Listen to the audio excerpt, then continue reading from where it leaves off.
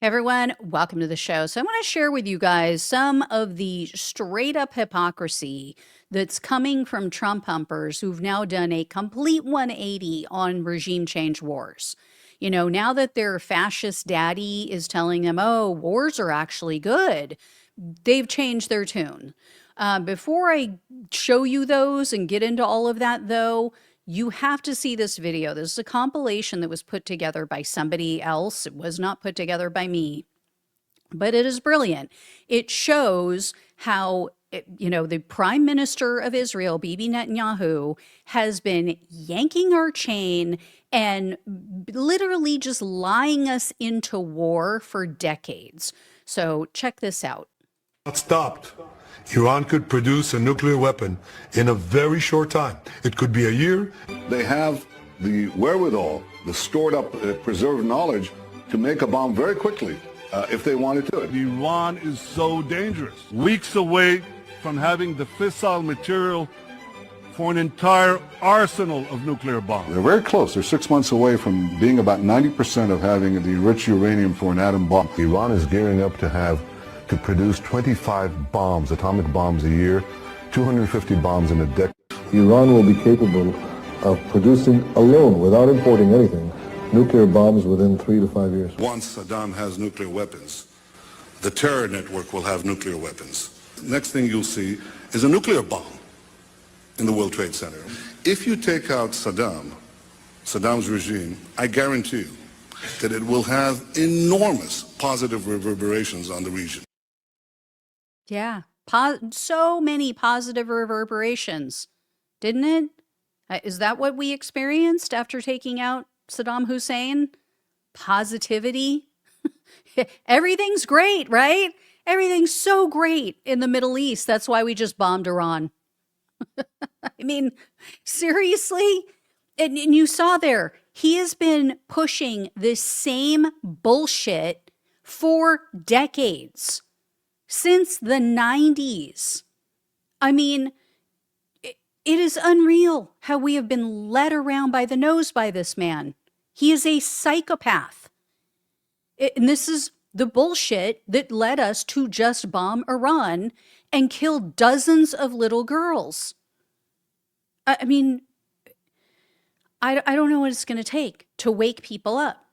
And here's some of the hypocrisy, like I said, that's coming from Donald Trump's minions. So Tulsi Gabbard has been conspicuously silent. She has yet to say a word about this war that Donald Trump just started after years and years and years of saying, no regime change wars, no regime change. I mean, that was her whole platform when she ran for president.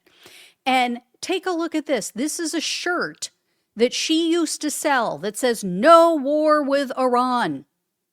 And then it says, she posted there with it, no war with Iran. Get our troops out of Iraq and Syria now. Total and complete hypocrisy. And here's what she had to say during the 2024 election when she was backing Donald Trump. So for anyone who can't make this out, I'm going to read this to you. It says, a vote for Kamala Harris is a vote for Dick Cheney and a vote for war, and more war. A vote for Donald Trump is a vote to end wars. We are at a historic crossroads. Our God-given rights are under attack. Now is the time for us to stand together for love of country and for Donald Trump to get us back on the path to peace, freedom, and prosperity. I mean, I don't even know what to say about this moron. I think it's safe to say she's one of the most naive and easily manipulated, easily duped people on earth. I really think that she believes this. Unlike some of the others who are just grifting and, want to have power, I think she truly bought into this bullshit. Just like she bought Assad's lies that he didn't use chemical weapons on his own people. She is just a gullible moron. And take a look at what who I'm now referring to as pool stick head, Stephen Miller. That's what he looks like. He just looks like a pool stick. Like you could pick him up and just, and play a little game of 8-ball. So anyway, here's what he said in October of 2024. This is when Donald Trump was running for president. So he was in this post, you're going to see he's responding to something that Cenk Uygur said. For those who don't know, Cenk Uygur is the host and founder of the Young Turks. And so he had said something about, I believe, Trump being a warmonger. And here was Stephen Miller's response. Cenk, I don't know how I can be more clear. Trump will end and prevent war in the Middle East. He wants peace. Harris and her neocon cabinet want war, war, and more war. Huh. War, war, and more war. Where did I just hear that? Can you tell they all got the same talking points? They're all just like little parrots spewing out the same bullshit. And then about a week after this, Miller posted again, and he said this: to anyone still gullible enough to fall for scummy media hoaxes, Trump said warmongering neocons love sending your kids to die for wars they would never fight themselves. Liz Cheney is Kamala's top advisor. Liz wants to invade the whole Middle East. Kamala equals World War III. Trump equals peace. Does he? Does he really? Freaking idiot.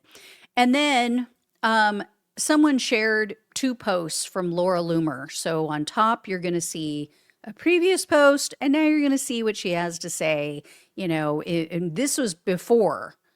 This was before Trump started dropping bombs on Iran. So in November of 2024, she wrote this: the Democrat Party is the party of war. And then a few days before Donald Trump started bombing Iran, she wrote in all caps, bomb Iran. So he was being pushed into this by everyone who is a horrific person. Like every ghoul, every vile excuse for a human being wanted this. And we all know why Laura Loomer wanted it, because she is an avowed Zionist, right? Her loyalty is with Israel as well. So there you go. And as I said in another video, I think, yes, Trump has a loyalty to Israel. Yes, I think that this was also done to help MBS in Saudi Arabia, because they're going to make out like bandits now that the price of gas is going through the roof. And, it's one of their neighbors. So, of course, they wanted Trump to take them out and take care of them. But in addition, I think it's just like a win-win-win for Trump, because now he can just have Congress enact the War Powers Act, and then he gets to call off the midterms.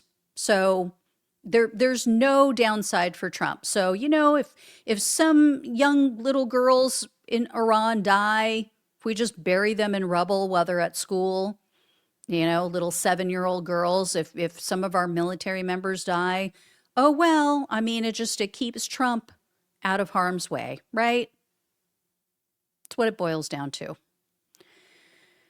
All right, guys, I'll let you know if I hear any more. Thank you so much for watching and listening. Please please share this with everyone you know so they see the hypocrisy of these fools. Subscribe if you have not. If you can donate, really appreciate it. Love you all. Take care. Talk with you soon.